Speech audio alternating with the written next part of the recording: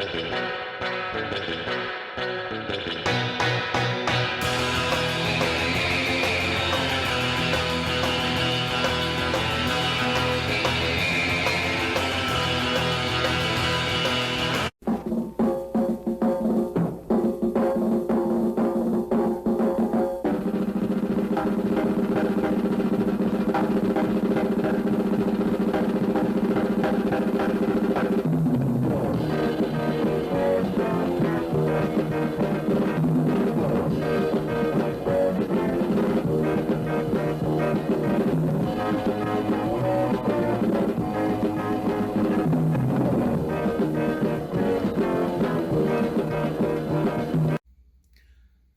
my everybody's, and welcome to this latest edition of 4.0 and Below. I'm your host, the Comic Grump, and where the hell have I been? I don't know. Where the hell you guys been? Okay, so if you recall from our last update from weeks ago, I kind of had Spider-Man on the brain a little bit. Kind of hunting and pecking and picking and choosing. And like with everything else, even the Bronze Age titles or era the prices are getting silly. And so I sort of shifted focus off the Amazing Spider-Man and started looking into Peter Parker, the Spectacular Spider-Man, in my valiant but probably ultimately futile efforts to own every Bronze Age comic and magazine that Marvel ever published. But you do what you can. And to those ends, I made a deal with a local dealer on a sizable chunk of Peter Parker, the Spectacular Spider-Man, starting with number 3. Again, these are not in the best of shape. I'd say probably somewhere between a 5 and a 6, but I don't care. And we also got number 4. And let's see. The Vulture is a bird of prey. Got it. And number 5, Trapped Between the Hitman and the Vulture, Spider Kill. And let's see. And then number 6. Now, representing a wall crawler classic, Spidey teams with the Human Torch against the might of Morbius, the living vampire. I think that might be a Marvel team-up reprint there. And then number 7, The Menace of the Man Called Morbius. And number 8, now The Final Battle with Morbius, and Only One Shall Survive. Okay, if you say so. All right, next. Let's see, what do I do with these? Okay, put these over here. Keep going. We're going to skip to number 11. I think number 9 is the first appearance of the White Tiger. You didn't have that. I already had number 10. Fighting the Humans. A Life Too Far.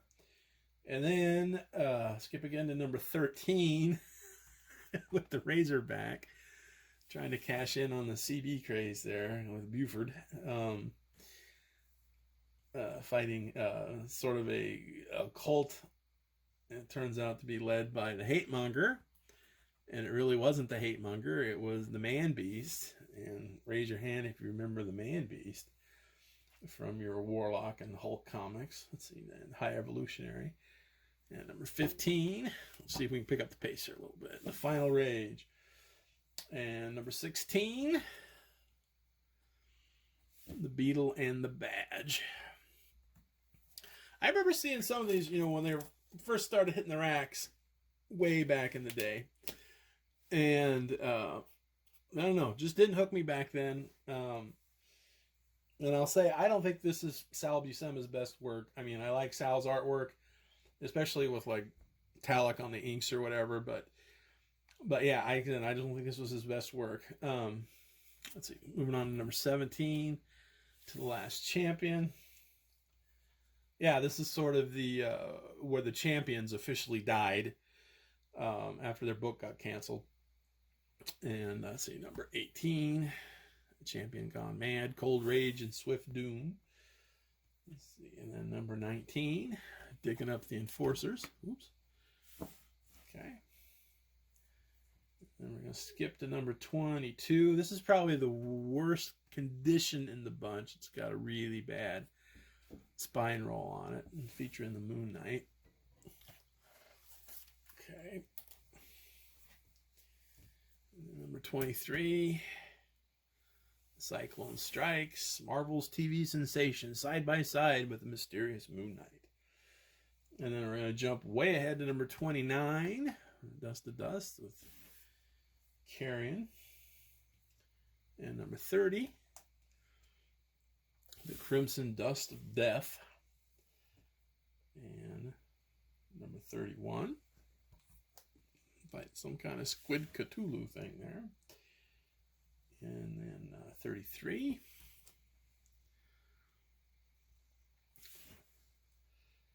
And that was it for that batch from that seller. I'm pretty happy with it. Like I said, that's a pretty sizable chunk. And again, I have no delusions of getting the entire run of the Spectacular Spider-Man. But I sort of came up with a something I'm calling the first 50 of some of these runs. It's like maybe just try to get the first 50 of some of these books. And again, to those ends, then also I went online and I picked up a copy of Spectacular Spider-Man #1. Again, I got that off eBay, and I think I paid, I want to say $30 for that. I got lucky. It was on an auction that was ending, and hardly anybody had bid on it. So yeah, we'll consider that a steal. All right, moving on from Spider-Man. As also you remember, one of our goals for this year was to finish up my Bronze Age run of Ghost Rider. We picked up a few more. We got number 55. It meets the Werewolf by Night, featuring the frightening return of the Tatterdemalion, which once again makes you wonder how good were the drugs in the bullpen back in the day. And then also picked up number 68. Love that cover. Mephisto, featuring a startling all-new retelling of the origin of the Ghost Rider, the terrible curse of Johnny Blaze. So, yeah, continuing to chip away at that. And very happy with the progress. Okay, and next, bought a few more issues of The Witching Hour with number 15. And I know, like I said, when I stated my goals, I wanted to get the first 20 of The Witching Hour and of Ghosts, Bronze Age horror from DC. But as I have accumulating them and they're piling up and I'm reading them, I just love them to pieces. I think The Witching Hour ran, I think like 80 some issues, and I know like Ghosts went way over 100 some odd issues. But yeah, I think, like I said, the goal right now is to concentrate on the earlier stuff. But yeah, someday I hope to piece that entire run together. And I'm on number 21 with the Haunted Houseboat. Love that cover. How cool is that? And also number 33. The chimney shooting witches off like a howitzer. And also number 48. The Curse of the Chinese Charm. It's always midnight somewhere, and it's the Witching Hour. Okay. And moving on, I also bought this is off of eBay, a huge lot of Ghosts. If you don't believe in ghosts, we challenge you to read their true tales of the weird and the supernatural. And I am absolutely ecstatic with this batch because I think they're all at least an 8. At least. Some of them maybe even a little higher in their conditions, which I think is great. They weren't like cheap or expensive, and they weren't really cheap either. I think I paid, I want to say probably like $7 a book, but trust me, it was worth it. Here we're going to count down, starting with 39. And then also number 36. With the Phantom Hound, The Vengeance of the Ghoul, The Boy Who Returned from the Grave, and Hollywood Hauntings. Okay, and then number 35, with a feud with the Phantom, the ghost who possessed Lisa, Spite of the Spectre, and the Demon's Inn. Okay, and then number 34, with Ghost Monkeys, the Wrath of the Ghost Apes, Phantom Fists of Calvados, Secret of the Spectre, and the Yawning Mouth of Hell. Again, their stories are short, sweet, to the point. The art is great. I highly recommend these. And I know I've harped on this before. Let's see, that's number 32. Is, at least as the time of this recording, these don't fetch the prices of House of Secrets or House of Mystery, so you can still kind of afford them. So yeah, jump while you can. And so yeah, I used to be able to talk. Lately, it's just bad. Anyway, moving on to number 31, Ghost, the Spectral Coffin Makers, the Ghost that Came Home, Blood on the Moon, Spectre of the Dark Devourer. And number 29, another great cover. You can't fool me, darling. I know you're hiding in that armor. Claws of the Phantom, Haunted Lady of Death, Howling of the Ghost Towns, and there's a mummy in the cellar. And in issue number 28, we have the Spectre of the Iron Duchess, a Corpse in the Cradle, a Flight of the Phantom, and a Haunted House. Spooky. Okay. Number, where is it? It's kind of a blur. 27. In the Haunted O Hell, Welcome to Your Tomb, Conversation with a Corpse, A House of 1,000 Ghosts. 26.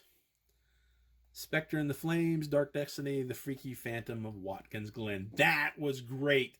It's sort of a kind of a Woodstock thing, where these gals get lost in the woods and some pervert gets after them and they're saved. But trust me, it's awesome. Okay. And let's see, put you over here.